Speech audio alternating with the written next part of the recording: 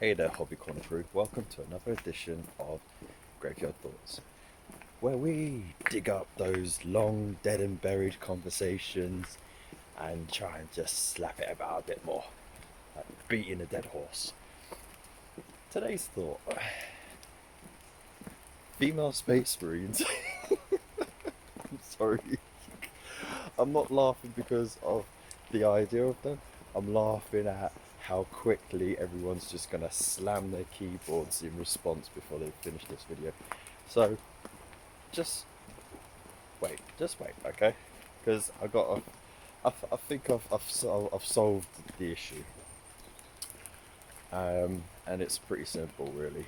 Um, enjoy the hobby how you want to enjoy it, but don't try and force the way you enjoy your hobby on others. Problem solved that way. Those who want female space marines can, convert them, enjoy them. There you go, problem solved. And then those who want to stick to the law can do so and enjoy their all-male faction. And there you go. That's it, problem solved. There's no need to force it upon each other. Several bad puns later. Now, there are extremes to these, of course, and there's a lot of grey areas as well. So we'll start with the grey area that gets dragged up a lot, and that is a short bit written in a very old rogue trader era book about a small chapter of female space marines, and there were supposedly only about 20 of them who guard a manufacturer, essentially a forge world even. Now, rogue trade era is a time of exploration, a time of whimsy, and also just a time of experimentation. They were bringing the bits that they liked about Warhammer Fantasy, and they were trying to put a sci-fi spin on it. So they were still working out the kinks. They didn't, know exactly where it was going to go.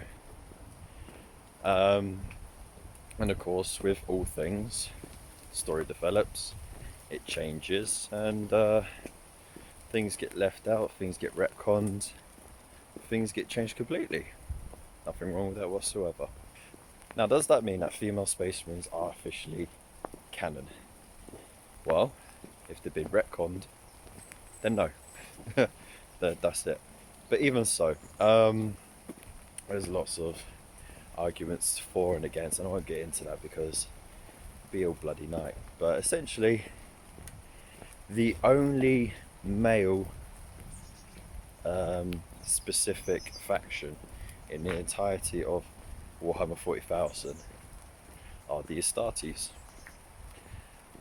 That being said, you also got a female only faction, the Adeptus Sororitas, aka Sisters of Battle.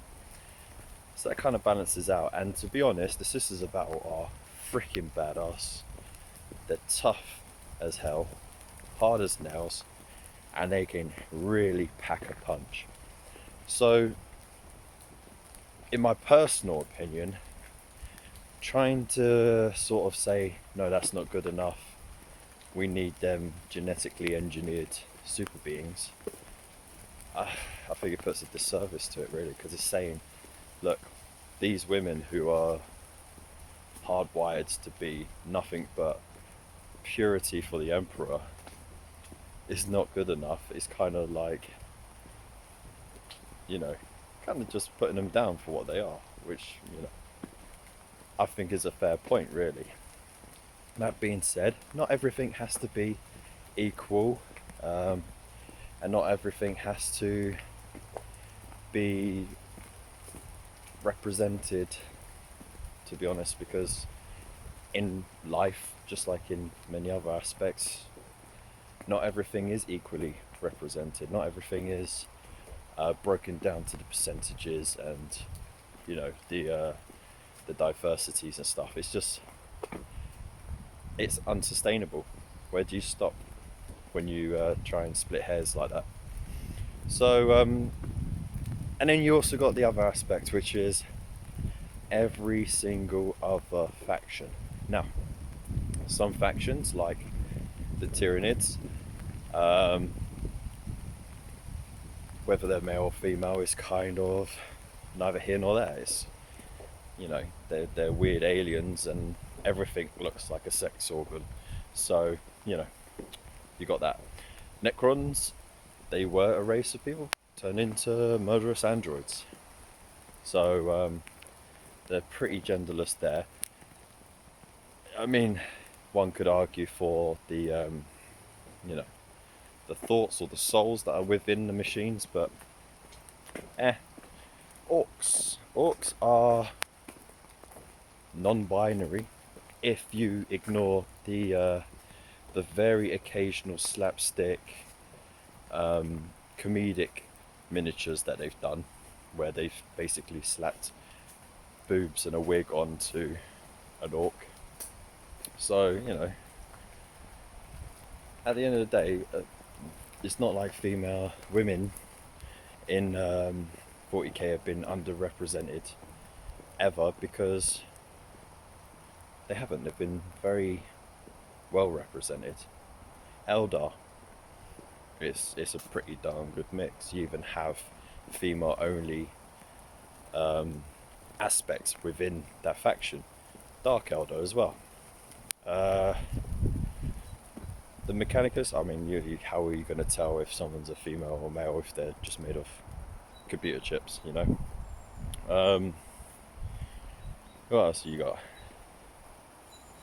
Tau. Tau, one of the more, well, they were added in the early noughties, and female have been in there. You got Shadow Sun, one of the main characters of that faction, openly female. And you know, then you got this whole argument about the Guardsmen. No one ever said that they were or weren't female.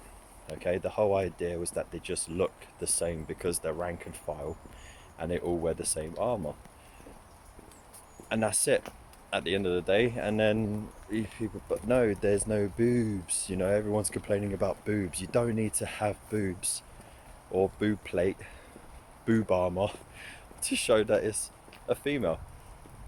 Look at in the army, right? Women with long hair, they have it tied up real tight, tucked away, so it doesn't get in the way. Most of the time, tucked into the helmets or the berets, yeah? Or they have it cut short. In the 41st millennium, where you're literally a number, they just shave your blooming hair off. That's it, problem solved. But even so, if you need some helmetless heads to show that, then well, congratulations, Games Workshop are now doing that. So there's no need to argue about that anymore. Unless you're still hooked on the whole boob armor thing. I mean, that kind of just says more about your character really than anything else. So yeah, are women underrepresented in the grim darkness of the 41st millennium? Nah, there's a lot of badass women out there. There's a lot of badass women. So I wouldn't carry on complaining, because you're just putting a disservice to them, really. And to have just one faction that is male only, that shouldn't be an issue. And I know people are going to say, oh, will it hurt your male, you know, whatever, you know, misogynistic nonsense, you know, throw the hot buzzwords out if you want. If there were female Space Marines, then I'll say, well, no, it wouldn't, but there's no need for it. Would it hurt your ego to admit that there doesn't need to be female Space Marines? But that's my personal opinion. So anyway, as I said, everyone can enjoy the hobby how they want, as long as they don't ram it down each other's throats. It's pretty much like everything in life. The way you live your life to your best. Live your best life. No need to ram it down other people's throats. Doing things better than other people? Cool. If they want your help, then ask for it. If not, no need to ram it down their throat. If they disagree with you on something, oh well, everyone has different opinions based on their personal experiences and who they interact with. Nothing wrong with that. Just say, okay, thank you very much for sharing your opinion, and on your way. That's it. No need to force people to agree with you. So I hope this is sort of been enlightening. Yeah, I feel better already. Whew, can't wait to see the comments after this. Anyways, as always, bloody horrible day. But as always, you can help support the channel by subscribing, liking, sharing, leaving a comment, and using the affiliate links if you wish to as well, for your hobby supplies and stuff like that. And if you want to join the Buy Me a Coffee membership, do it as little as £2 a month. So there's that option as well. So I'll leave it there. Thank you so much for tuning in. Big love to you. I'll see you in the next one. Peace.